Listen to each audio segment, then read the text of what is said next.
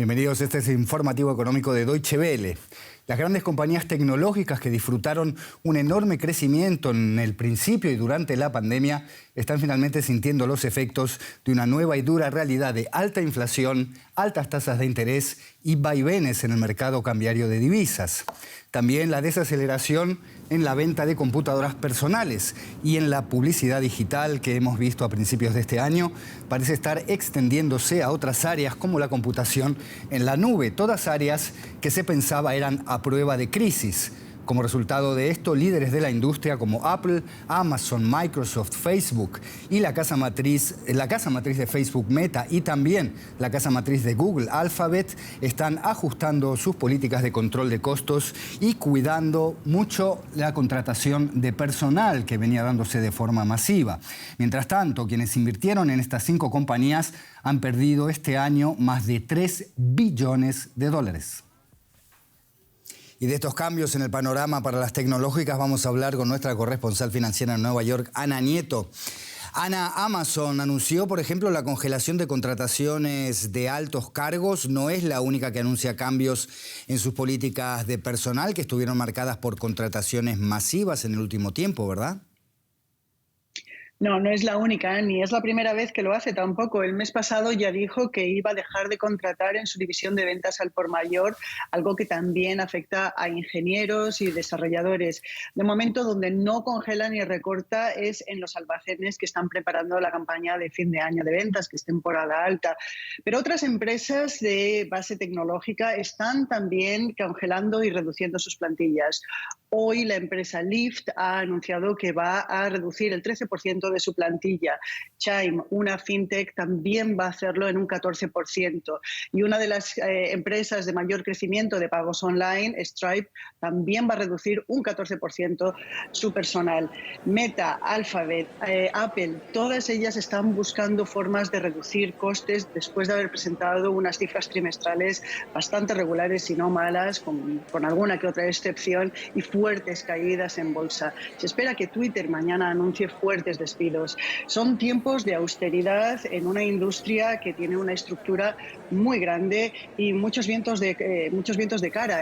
Los tipos de interés y la desaceleración global que va a traer muchas recesiones y caída del consumo. Ana, mencionabas estructuras corporativas muy grandes. Estamos hablando de empresas que no pudieron calcular muy bien su crecimiento, entonces. Bueno, son empresas a las que les ha resultado difícil calcular su crecimiento porque muchas de ellas han abierto nuevos mercados y tienen pocas referencias de hasta dónde podían llegar. También son empresas que han recibido el favor de muchos inversores que veían la rentabilidad de su crecimiento y eso les ha permitido tener mucho acceso a mucho capital para seguir invirtiendo y seguir creciendo. También es cierto que hay muchas empresas que ya han tenido un cierto grado de madurez y sobre todo hay que contemplar el efecto COVID. Muchas han tenido muchas ventas durante los años 2020 y 2021 y han crecido casi exponencialmente, pero después de todo el confinamiento y la transición ha habido un resurgimiento analógico que ha hecho que muchas actividades realmente pierdan su fuerza y que se tengan que recalibrar muchos planes.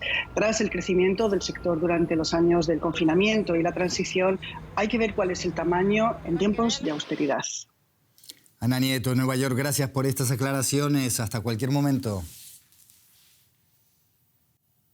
El presidente de Chile, Gabriel Boric, presentó su proyecto de reforma del sistema de pensiones que quiere reemplazar al sistema privado de las AFPs del gobierno de Augusto Pinochet, un proyecto cuyo logro se presenta complicado. AFP, 3 letras odiadas por muchos en Chile. El rechazo de las administradoras de fondos de pensiones, el sistema de pensiones privado creado durante la dictadura militar de Pinochet, fue una de las razones por las que los chilenos salieron en masa a las calles en 2019. El actual presidente Gabriel Boric, cuya popularidad se forjó durante el denominado estallido social, llegó al cargo con las pensiones como una de sus grandes promesas. La noche del miércoles presentó su proyecto de ley. En primer lugar, se reconocerá y premiará el esfuerzo del trabajo a lo largo de la vida. En segundo lugar, y para despejar cualquier fantasma o noticia falsa, los ahorros previsionales en las cuentas individuales, tanto los acumulados como los del futuro, mantendrán la propiedad individual, podrán heredarse y no serán jamás expropiados, tal como funciona hoy. El actual sistema establece la capitalización absolutamente individual del trabajador para su pensión y es especialmente impopular por las bajas jubilaciones que entrega. El plan de Boric propone un sistema mixto, mantiene el ahorro individual que promedia un 10,5% del salario, pero además agrega un 6% a cargo del empleador, que hasta ahora no tenía ninguna participación. Según el mandatario, este nuevo aporte del empleador irá a un fondo de seguro social que permitirá mejorar las pensiones de todos, especialmente el de las mujeres. La administración de este nuevo sistema correría a cuenta de una empresa estatal.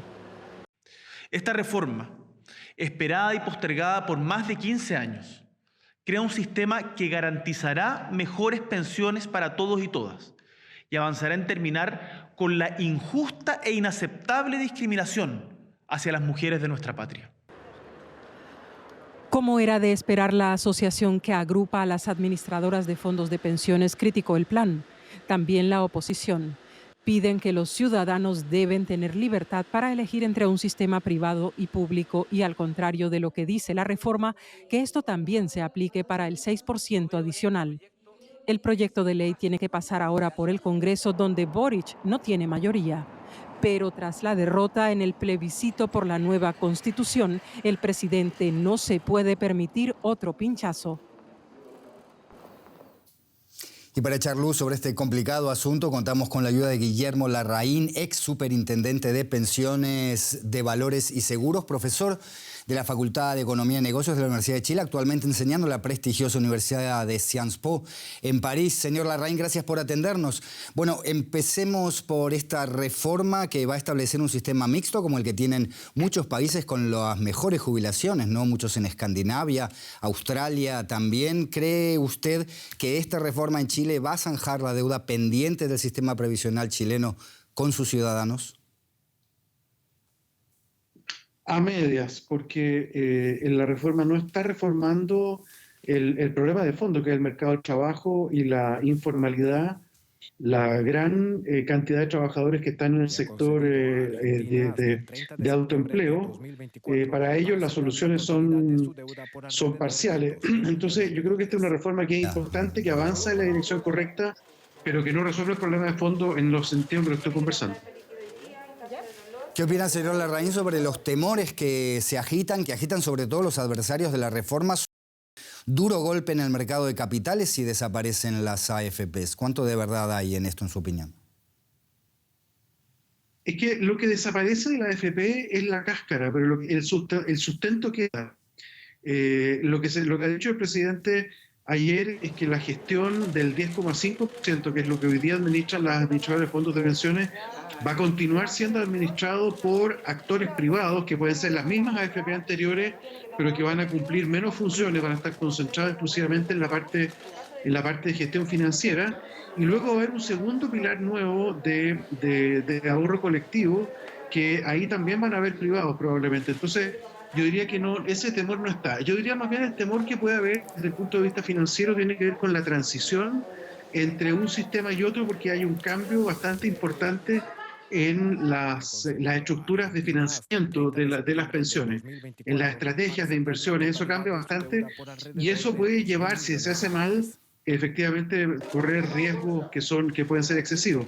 Pero eso es algo que todavía está muy en pañales, no ha habido ninguna discusión de esto al respecto en Chile, y por tanto tendrá que haber una conversación bien en profundidad y con muchos actores sentados en la mesa, no solo la gente de las pensiones, sino que también el Banco Central. Señor Larraín, una última pregunta. Actualmente el Estado chileno gasta casi 6 puntos porcentuales del PIB para sostener el actual sistema. ¿Qué va a pasar con este gasto en esta reforma? ¿Va a ser más? ¿Va a ser menos? Es el gasto total, pero el gasto del Estado es menor que eso. Y además eso incluye a los militares, que es un sistema separado distinto. Entonces, ese número que usted dice tiene 3 componentes y no uno.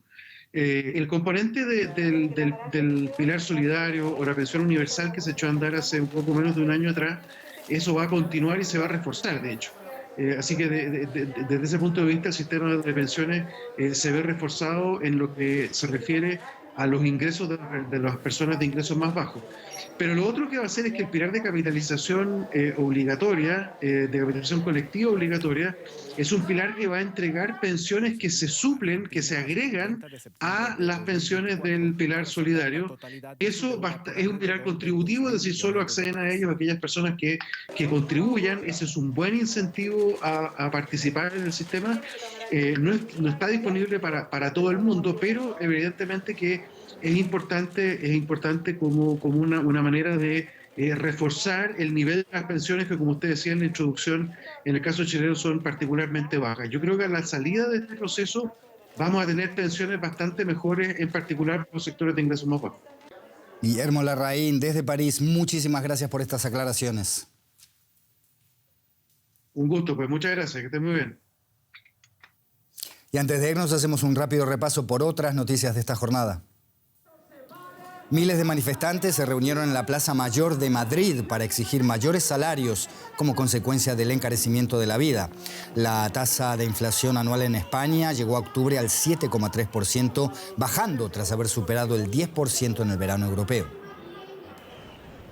En Turquía, la inflación alcanzó un nuevo récord del mes pasado. Según datos oficiales, el costo de la vida se encareció en un 85% respecto al mismo mes del año anterior.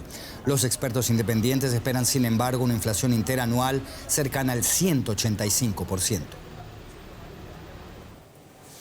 El gobierno portugués ha lanzado un plan piloto para introducir la semana laboral de 4 días a partir del próximo año. Los trabajadores trabajarán menos sin reducción salarial. La productividad, eso sí, tiene que permanecer igual. No más tiempo para la economía. Hasta la próxima.